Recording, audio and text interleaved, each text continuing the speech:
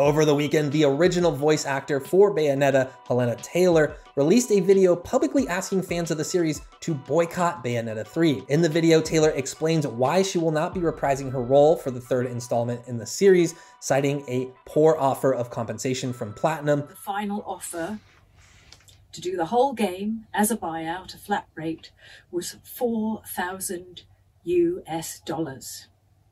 This is an insult to me. I am asking the fans to boycott this game and instead spend the money that you would have spent on this game donating it to charity. I didn't want the world. I didn't ask for too much. I was just asking for a decent, dignified living wage.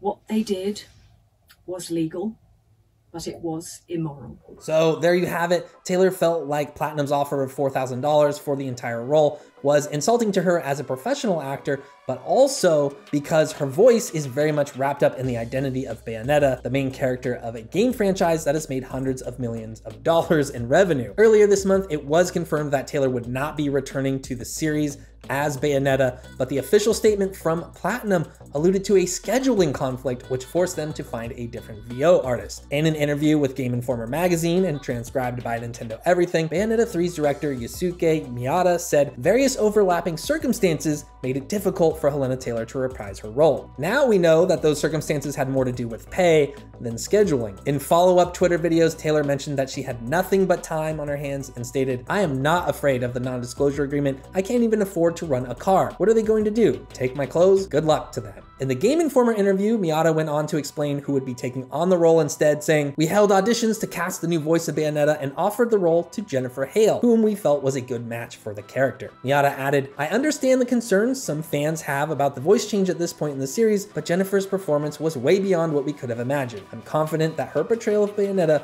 will exceed our fans' expectations." Taylor also addressed these comments in her Twitter thread, saying she auditioned and passed with flying colors, but then was offered an insulting rate. At this point, she had a letter written in Japanese to Platinum Games co-founder and director Hideki Kamiya, who replied to the letter, at which point Taylor was offered the $4,000 flat rate. If you're curious, in a Polygon published article, they kind of did the math on the rate, which, if similar to the last two Bayonetta games, would be $4,000 for about 4 days of work, with sessions lasting about 4 hours each per day. In context, $4,000 then is just about the bare minimum that SAG-AFTRA, the Screen Actors Guild that Taylor is a member of, actually requires voice actors to be paid for that type of work. About 2 hours after Taylor's Twitter videos were posted, Hideki Kamiya tweeted, "Sad and deplorable about the attitude of untruth. That's what all I can tell now. By the way, beware of my rules." My rules meaning a set of rules that Kamiya uses to block people on Twitter. Basically, if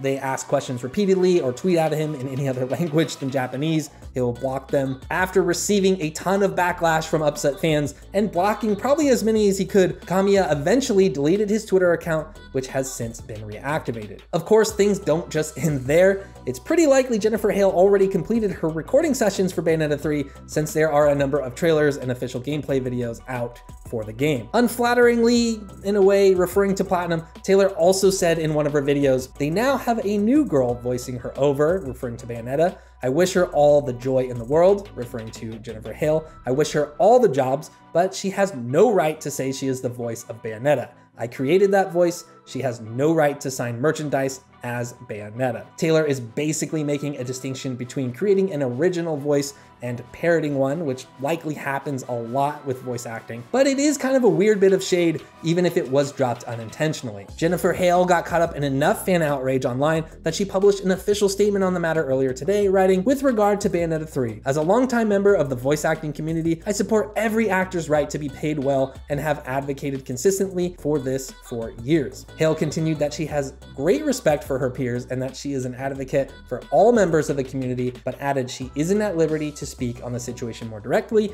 because she's under NDA. However, Hale did say, "I sincerely ask that everyone keep in mind that this game has been created by an entire team of hardworking, dedicated people, and I hope everyone will keep an eye open about what they've created. Finally, I hope that everyone involved may resolve their differences in an amicable and respectful way." As of right now, that's the whole story, and there hasn't been an official update or statement from Nintendo or Platinum Games, at least not at the time of this recording.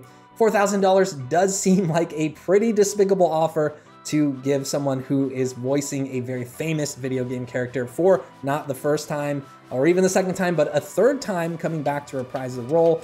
It definitely hits me the wrong way, but is the whole situation at hand boycott worthy? I'll let you decide in the comments below. Thank you so much for watching, and for more video game news and updates, stay tuned right here to Inside Gaming.